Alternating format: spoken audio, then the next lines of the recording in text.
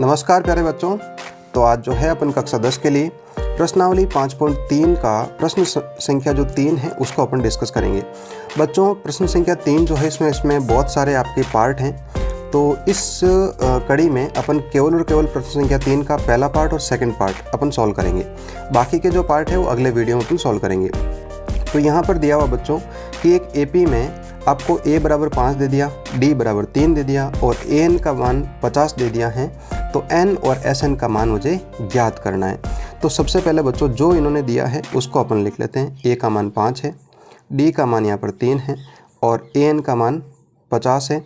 मुझे एक तो आपका n ज्ञात करना है और दूसरा मुझे ज्ञात करना है sn ज्ञात करना है। तो सबसे मुख्य बात यह है बच्चों कि sn ज्ञात करने से पहले मुझे n ज्ञात करना पड़ेगा और n ज्ञात करने के लिए मैंने आपको एक सूत्र बताया था nवें पद का। तो वो था an = a + n - 1 d। इस प्रकार से होता है, ठीक है ना बच्चों। तो अपन यहाँ पर वैल्यू पुट कर देते हैं। an का मान कितना दिया बच्चों? 50 दिया, बराबर a का मान 5 + n - 1 गुणा d का मान कितना बच्चों? 3 है। अब अपन क्या करेंगे, ये जो 5 है इसको अपन इस तरफ भेज देंगे तो क्या हो जाएगा? 50 - 5 बराबर ये हो जाएगा बच्चों n - 1 गुणा 3।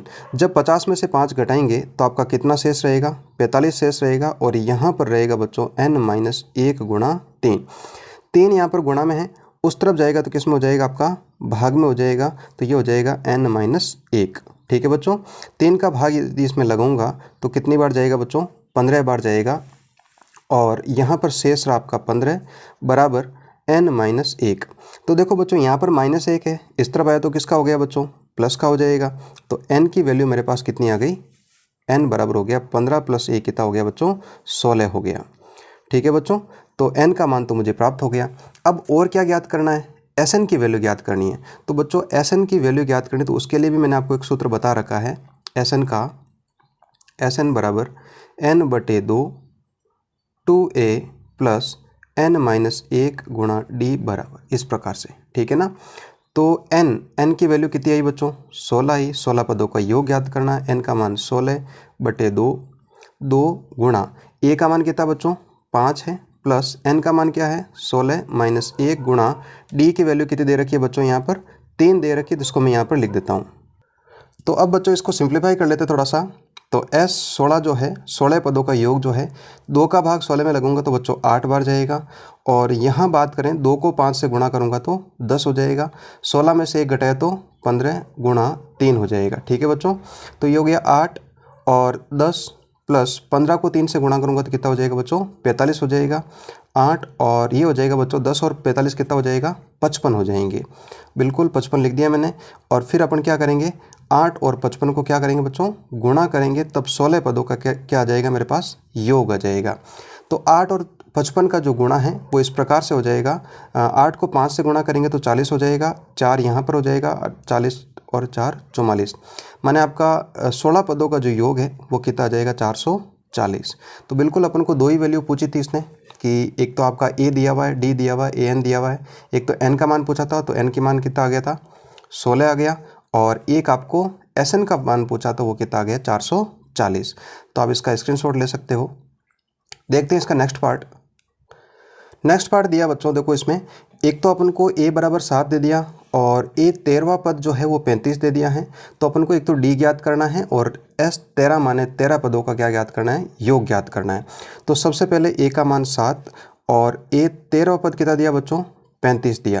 देखो बच्चों यहाँ से आपको समझने की ज़रूरत है कि यहाँ पर उसने 13 लिखा, तो इसका मतलब अपन यहाँ पर क्या लिखते हैं? n लिखते हैं। तो n का मान इनडायरेक्टली रूप से वो कितना दे रहा है? मुझे 13 दे रहा है। क्योंकि आपको पता हो जब भी मैं कोई पद लिखता हूँ तो उसको an से लिखता हूँ। माने ये जो वैल्यू होती है वो किसकी होती है? n की होती है। तो यहाँ पर n की वैल्यू कितनी है? 13 है। तो n की वैल्यू मैंने 13 लिख दी। अब अपन को एक तो ये ज्ञात करना है, d का मान ज्ञात करना है और दूसरे वैल्यू जो है s13 ज्ञात करना है। तो सबसे पहले बच्चों मुझे d ज्ञात करने के लिए अपन को nवें पद का फॉर्मूला लगाना पड़ेगा। तो nवें पद का फॉर्मूला होता है an = a + n - 1 गुणा d होता है। तो an का वैल्यू कितनी हो जाएगा बच्चों? 35 हो जाएगी, बराबर a का मान यहाँ पर 7 हो जाएगा। n जो है उसका मान कितना है? 13 है माइनस 1 गुणा डी का मान मुझे क्या करना है, ज्ञात करना है। तो यहाँ पर लिख दिया मैंने 35। ये 7 देखो बच्चों इस तरफ आएगा तो किसका हो जाएगा, माइनस का हो जाएगा। यहाँ पर बात करें तो 13 में से 1 घटाएंगे तो आपका कितना बचेगा, 12 बचेगा। 12 गुणा डी हो जाएगा। अब अपन क्या करेंगे, 35 में से 7 जो है वो उसको घटाएंगे तो कितना शेष रहेगा बच्चों, आपका 28 शेष रहेगा। और यहाँ पर हो गया 12 गुणा डी। अब मुझे डी की वैल्यू ज्ञात करनी है तो 12 यहाँ पर गुणा में है, इस तरफ आया तो किस में हो गया बच्चों, भाग में हो जाएगा। इसको थोड़ा सा सरल कर लेते हैं तो ये हो जाएगा बच्चों 6 और ये 14। फिर से और सरल करेंगे 2 से तो 3 हो जाएगा और ये कितना हो जाएगा, 7 हो जाएगा। तो डी का मान मेरे पास कितना आ गया बच्चों, 7/3। इसको देखो बच्चों सरल इस प्रकार करेंगे, सबसे पहले 2 का भाग लगाया तो 6 बार, 2 का भाग इसमें लगाया तो 14 बार, ठीक है। और फिर से 2 का भाग लगाया तो 7 बार और 2 का भाग लगाया तो 3 बार। इस प्रकार से डी का मान कितना आ गया, 7/3 आ गया। अब मुझे ज्ञात करना है 13 पदों का योग ज्ञात करना है। तो योग का फॉर्मूला हम जानते हैं, क्या होता है, SN = n/2 2a + n-1 d होता है। तो SN का मान 13 है, 13 लिख दिया, 13/2। और यहाँ पर बात करूँ 2 गुणा a का मान कितना बच्चों, यहाँ पर a का मान आपका 7 है प्लस n का मान 13-1 गुणा d का मान मेरे पास प्राप्त हो गया 7/3 हो जाएगा। बस अब इसको सरल कर लेते हैं तो 13/2 और 2 को 7 से गुणा करूँगा तो 14, 13 में से 1 घटाया तो 12 गुणा 7/3। 3 को इससे अपन काट देंगे तो कितनी बार जाएगा, 4 बार भाग जाएगा। बात करें यहाँ पर 13/2 और ये हो गया 14, 4 को 7 से गुणा किया तो कितना हो गया बच्चों, 28 हो जाएगा। इसको अपन इस प्रकार लिखेंगे कि 13/2 और 14 और 28 दोनों को जोड़ेंगे तो बच्चों ये हो जाएगा आपका 42 हो जाएगा, ठीक है। अब अपन क्या करेंगे कि 13/2 गुणा 42 लिख देता हूँ। तो 2 का भाग लगाऊंगा 42 में तो कितनी बार जाएगा, आपका 21 बार जाएगा। और मुझे 13 को किससे गुणा करना है, 21 से गुणा करना है। तो 13 को 21 से गुणा करूँगा तो ये हो जाएगा बच्चों 200। 13 को 1 से गुणा किया तो 13 और 1 यहाँ पर हासिल का लग जाएगा। 13 को 2 से गुणा किया तो 26 और 1 अब कितना हो जाएगा, 27 हो जाएगा। 273 इसका योग आएगा। तो इस प्रकार से इन क्वेश्चनों को सॉल्व करना है बच्चों। तो मैंने कोशिश पूरी की है कि आपको अच्छे से समझ में आए। फिर भी यदि आपको कोई भी समस्या हो, किसी भी प्रकार के क्वेश्चन में समस्या हो तो आप कमेंट करके ज़रूर बताएं। अन्यथा यदि आपको अच्छा समझ में आ रहा है तो भी आप एक अच्छा सा कमेंट लिखकर ज़रूर बताएं मुझे। तो आज के लिए बच्चों इतना ही। इसके अगले पार्ट को फिर अगले वीडियो में अपन लेके आएंगे। तब तक के लिए धन्यवाद। जय हिंद, जय भारत।